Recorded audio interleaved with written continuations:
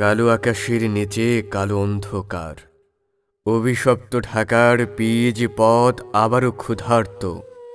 কালো রাজ পথের ধুলোমাখা রাস্তাগুলো আবারও সাজবে মানুষের রক্তে। থাকবে নতুন বক্তৃতা, নতুন আশার বাণী। তাদের চোখে জল থাকবে, কিন্তু মুখে হাসি নিয়ে নিন্দুক মিডিয়া আবারও বিচারের জন্য কাঁদবে। মুক্ত বাতাসে আবারও প্রতিবাদের ঝড় বয়ে যাবে স্বস্তির কথায়। বাংলাদেশের মানুষ হাসবে, জাতি পাবে সুস্থতা।